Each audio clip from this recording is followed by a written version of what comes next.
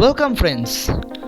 আজ আমরা উপস্থিত আছি মৃত্তিকার দ্বিতীয় পর্ব নিয়ে।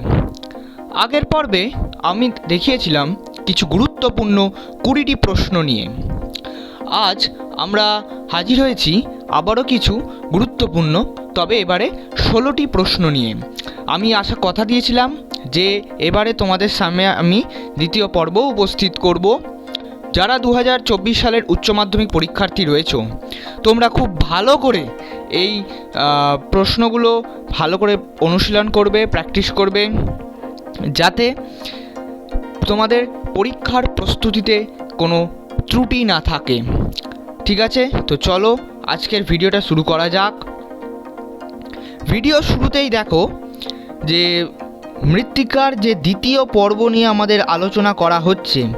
এখানে মূলত আমরা এমসিকিউ এসিকিউ অর্থাৎ এখানে প্রশ্নগুলি কিন্তু এসএকিউ ফরম্যাটে আছে, তবে এগুলোকে আমরা এমসিকিউ হিসাবেও পড়তে পারি। সবশেষে একটা কথাই আমি বলবো যে এই সংক্ষিপ্ত গুচ্ছ কয়েকটি প্রশ্ন নিয়ে আমাদের সাজেস্টিভ করলে চলবে না। আমি কতগুলো গুরুত্বপূর্ণ প্রশ্ন তুলে ধরেছি যাতে তোমরা তোমাদের অনুশীলনকে আরও ভালোভাবে পোক্ত করতে পারো।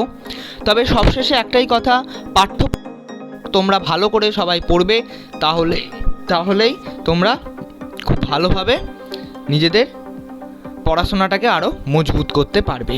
তো দেখো, প্রথমে আজকে চলে আসি মৃত্তিকার দ্বিতীয় পর্বে। এটা হল মৃত্তিকা। এই মৃত্তিকার যে দ্বিতীয় পর্ব, সেখানেও আমরা কিছু এমসিকিউ এসিকিউ আমরা আলোচনা করব। তবে গুরুত্বপূর্ণ ব্যাপার হচ্ছে যে এখানে যে প্রশ্নগুলো থাকবে সেখানে তোমাদের সবার গুরুত্বপূর্ণই লাগবে আশা করি। দেখো, প্রথম প্রশ্ন। আচ্ছা, আবার একটা কথা বলে দিই, বারবার বলতে ভালো লাগে না, তবুও আরেকবার বলি। যারা চ্যানেলে নতুন আছো, প্লিজ চ্যানেলটায় লাইক করে সাবস্ক্রাইব করে দিয়ে বেল বাটনে হিট করে দিয়ে অল নোটিফিকেশন করে দিয়ে আমাদের পরিবারের সদস্য হয়ে যাও।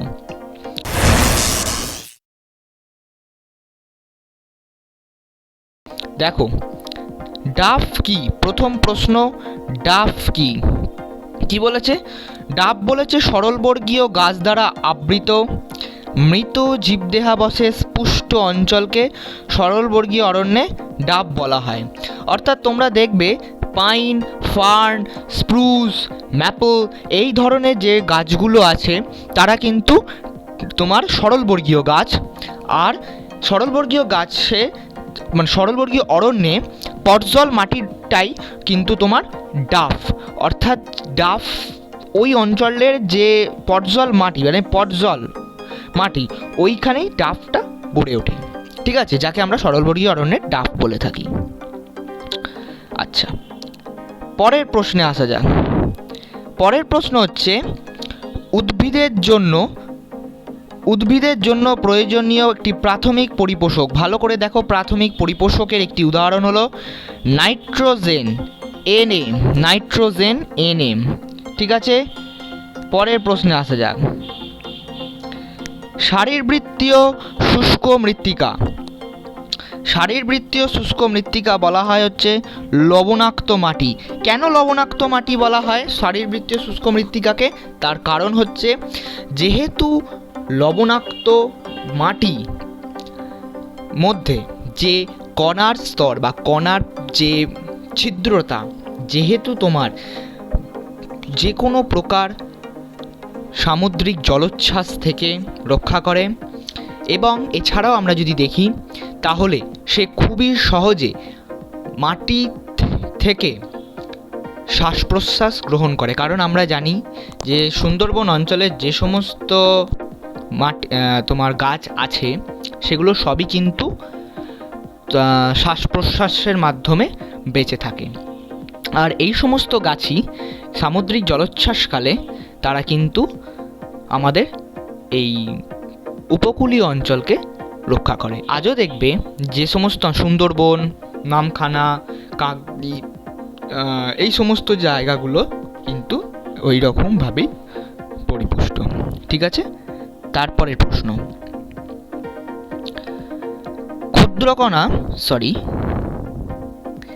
তারপরের প্রশ্ন হচ্ছে ক্ষুদ্রকণা বিসরণ, একটু টাইপিং মিস্টেক্স আছে, এটা ক্ষুদ্রকণা বিসরণ হবে। ক্ষুদ্রকণা বিসরণ কোন জাতীয় শিলায় দেখা যায়?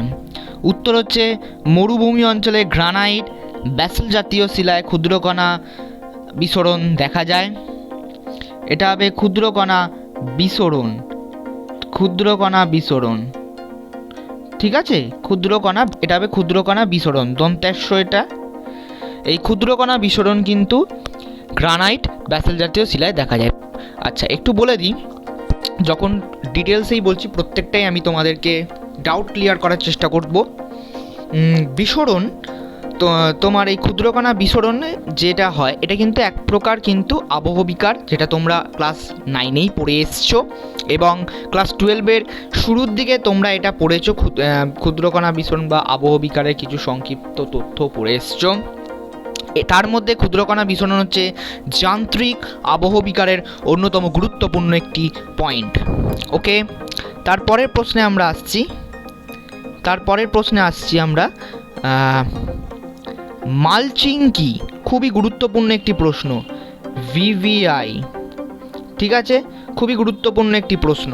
কি বলেছে? মালচিং আবাদি জমিকে চাষযোগ্য ও ঠান্ডা রাখার জন্য জমিতে খড়, পাতা, ডাল ইত্যাদি জমির ওপর বিছিয়ে রাখা হয়, একে মালচিং বলে। প্রসঙ্গত উল্লেখ্য, একটু বলে দিই, মালচিং কিন্তু লক্ষ্য করে দেখবে যে চাষযোগ্য ঠান্ডা রাখার জন্য, অর্থাৎ যে সমস্ত জায়গা পড়ে আছে, জমি পড়ে আছে, সেই সমস্ত জায়গাগুলোকে ঠান্ডা, চাষযোগ্য এই সমস্ত করে তোলার জন্য খড়, পাতা, ডাল ইত্যাদির ওপর বিছিয়ে রাখা হয়, যাতে কি না পরবর্তীকালে সেই জমিকে চাষযোগ্য বা চাষের কাজে ব্যবহার করা যায়। একে আমরা মালচিং বলি। খুব ইম্পর্টেন্ট, 2024 সালের জন্য ভালো করে পড়বে। আচ্ছা, আমরা এবারে আসছি পরের প্রশ্ন। মাটির কণার ফাঁকে সঞ্চিত জল হচ্ছে কৈশিক জল। তারপরে বলেছে, খুব ইম্পর্টেন্ট একটি প্রশ্ন, দেখো, পেডালফার মাটি কি? VVI question. পেডালফার মাটি কাকে বলে? কি বলেছে? বাষ্পীভবন অপেক্ষা বৃষ্টি যদি বেশি হয় তাহলে ধৌত প্রক্রিয়ায় মাটির পৃষ্ঠ থেকে খনিজ দ্রব্য অপসৃত হয় এবং লোহা, অ্যালুমিনিয়াম অক্সাইড সঞ্চিত থেকে অম্লধর্মী মাটি সৃষ্টি হয়, একে পেডালফার মাটি বলে। অর্থাৎ ধৌত প্রক্রিয়ায় যখন মাটির পৃষ্ঠস্তরে খনিজ দ্রব্য অপসৃত হয় এবং লোহা, অ্যালুমিনিয়াম অক্সাইড সঞ্চিত হয়ে এই অম্লধর্মী মাটি সৃষ্টি হয়, একে পেডালফার মাটি বলে। খুব ইম্পর্টেন্ট, ভালো করে পড়বে। আচ্ছা, তারপরের প্রশ্নে আসা যাক। পেডোক্যাল মাটি কাকে বলে? পরপর দুটি প্রশ্ন আমি রেখেছি এই কারণেই, যাতে তোমাদের খুব সহজেই বুঝতে সুবিধা হয়। পেডোক্যাল মাটি কাকে বলে? বাষ্পীভবন অপেক্ষা বৃষ্টি কম হলে কৈশিক প্রক্রিয়া হচ্ছে মাটির নিচ থেকে চুঁয়ে চুঁয়ে জল পড়া যে পদ্ধতি, সেটিকে বলা হয় কৈশিক প্রক্রিয়া। এই কৈশিক প্রক্রিয়ায় মাটির নিচ থেকে চুন জাতীয়, অর্থাৎ CaCO3 ক্যালসিয়াম কার্বনেট, এই CaCO3 চুন জাতীয় পদার্থ উপরে উঠে এসে অধক্ষিপ্ত হতে না পেরে ক্ষারোদ্ধর্মী মাটির সৃষ্টি হয়। অধক্ষিপ্ত মানে হচ্ছে উপরে উঠে এসে অধক্ষিপ্ত না হতে পেরে, অর্থাৎ না হতে পেরে সেখানে ক্ষারোদ্ধর্মী মাটির সৃষ্টি হয়, একে বলা হয় পেডোক্যাল মাটি। ঠিক আছে, তাহলে পেডোক্যাল মাটি ভালো করে এটাকেও পড়ে রাখবে। আচ্ছা, এরপরে আসা যাক, ভ্যান টফের সূত্র লেখো। এটা একটু খালি ভালো করে লক্ষ্য করো, ভ্যান টফের সূত্র, অর্থাৎ এই প্রশ্নটাও খুব ইম্পর্টেন্ট। কি বলেছে? প্রতি 10 ডিগ্রি, কত বলেছে? প্রতি 10 ডিগ্রি উষ্ণতা বৃদ্ধিতে রাসায়নিক বিক্রিয়ার হার দ্বিগুণ বাড়ে। তাই শীতল নাতিশীতোষ্ণ অঞ্চলে তুলনায় উষ্ণ ক্রান্তীয় অঞ্চলের মাটি দ্রুত সৃষ্টি হয় ও পরিলেখ দ্রুত লাভ করে, একে ভ্যান টফের সূত্র বলে। অতটা গুরুত্বপূর্ণ না হলেও খুব ভালো করে এই প্রশ্নটাকেও কিন্তু নিজেদের পড়ার তালিকায় রাখবে, বাদ দিয়ে দেবে না। 10 ডিগ্রি উষ্ণতা বৃদ্ধিতে রাসায়নিক বিক্রিয়ার ফলে দ্বিগুণ বাড়ে, তাই শীতল নাতিশীতোষ্ণ অঞ্চলের তুলনায় উষ্ণ ক্রান্তীয় অঞ্চলের মাটি দ্রুত সৃষ্টি হয় ও পরিলেখ দ্রুত পরিণতি লাভ করে। একে ভ্যান হফের সূত্র বলে। ক্লিয়ার? পরের প্রশ্ন আসা যাক। আচ্ছা, পরের প্রশ্ন কি বলছে? মলিসলের একটি উদাহরণ দাও। উত্তর হচ্ছে চানোজেম মাটি একটি মলিসলের উদাহরণ। পরের প্রশ্ন, তুন্দ্রা মাটি হিসেবে পরিচিত মাটি হলো হচ্ছে জেলিসল বর্গের মাটি। মনে রাখার বিষয় হচ্ছে এই জেলিসলও কিন্তু একটি নবীন মাটি, নবীন মাটি, ঠিক আছে? এই জেলিসলও কিন্তু একটি নবীন মাটি। এই নবীন মাটি বলেই আমরা একে জেলিসল বলি বা নবীন মাটি বর্গের অন্তর্ভুক্ত। ওকে, আচ্ছা, তাহলে আমরা পরের প্রশ্নে আসছি। আচ্ছা, এন্ডোডায়ানোমরফিক মৃত্তিকা কাকে বলে? খুব ইম্পর্টেন্ট একটি প্রশ্ন। এন্ডোডায়ানোমরফিক মৃত্তিকা কাকে বলে? দেখো, মাটি গঠনের প্রাথমিক পর্যায়ে মূল উপকরণের ভিত্তিতে যে মাটি গঠিত হয় তাকে এন্ডোডায়ানোমরফিক মৃত্তিকা বলে। বইতে তোমরা খোঁজ করলে পেয়ে যাবে, একই সঙ্গে আছে একটোডায়ানোমরফিক মৃত্তিকা। তবে এন্ডোডায়ানোমরফিকটাই আমার খুব গুরুত্বপূর্ণ মনে হয়েছে, তোমরা চাইলে একটোডায়ানোমরফিক মৃত্তিকাটাও পড়ে রাখতে পারো।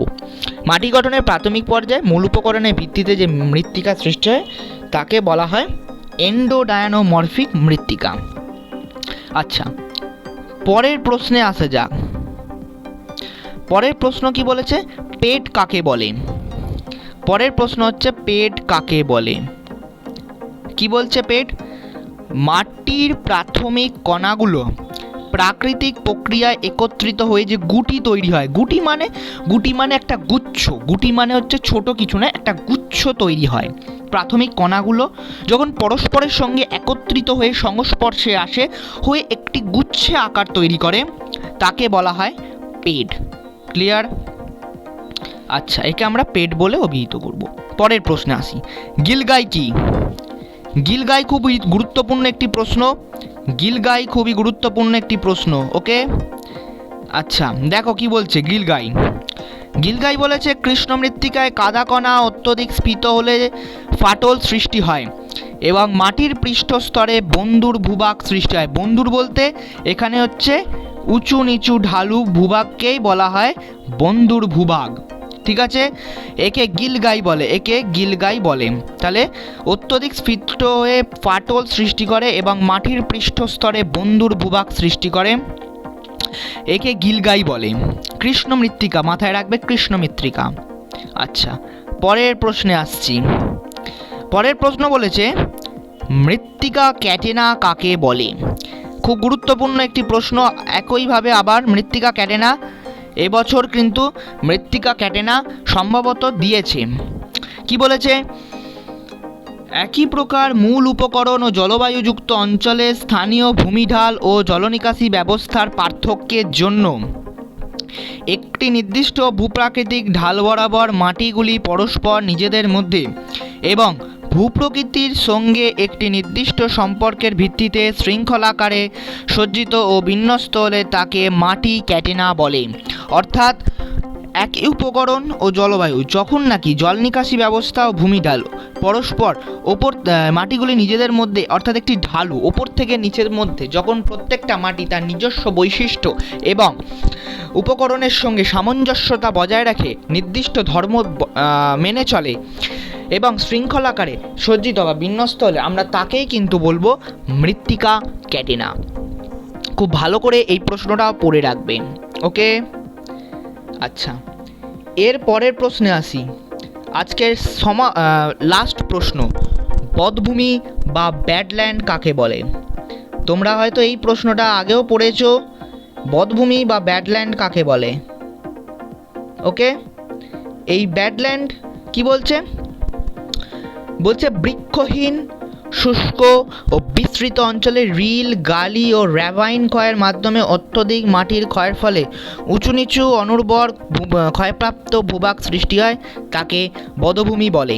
অর্থাৎ সেই অঞ্চলটা একটা ন্যাড়া জায়গা, অর্থাৎ সেখানে রিল, গালি, র্যাভাইন সমস্ত রকম ক্ষয়ের ফলে উঁচু নিচু অনুর্বর, অর্থাৎ এরকম বন্ধুর ভূভাগের মতো সৃষ্টি হচ্ছে, অর্থাৎ বন্ধুর এই বন্ধুর ভূভাগের মতো সৃষ্টি হয়েছে। একেই বলা হয় কিন্তু বধভূমি বা ব্যাডল্যান্ড। উদাহরণ হিসাবে গনগনির যারা গেছো, যেটাকে বলা হচ্ছে the canyon of Bengal, so সেই ক্যানিয়ন অফ বেঙ্গলেও কিন্তু এই সেম জিনিস তোমার চোখে পড়বে, যেটা আমরা উদাহরণে এখানে রেখেছি। তো বধভূমিতে অর্থাৎ এই সমস্ত কিছু ঘটনা ঘটে যাওয়ার পর একটা ধ্বংসাবশেষ, সেই ধ্বংসাবশেষটাকেই আমরা বলি বৃক্ষহীন শুষ্ক বিস্তৃত, এটাকেই বলা হয় বধভূমি। ঠিক ক্লিয়ার? তো বন্ধুরা, এই ছিল আমাদের আজকের মৃত্তিকার 16টি প্রশ্ন। তোমরা আমার চ্যানেলকে ফলো করো, সাবস্ক্রাইব করো, আর পাশে থেকো। খুব তাড়াতাড়ি আমাদের দেখা হচ্ছে নতুন কোনো একটি ভিডিওতে। তো চলো, আজকের মতো ভিডিওটা এখানেই শেষ করছি। সবাইকে ধন্যবাদ জানিয়ে আজকের এই ভিডিওটা এখানেই শেষ করলাম।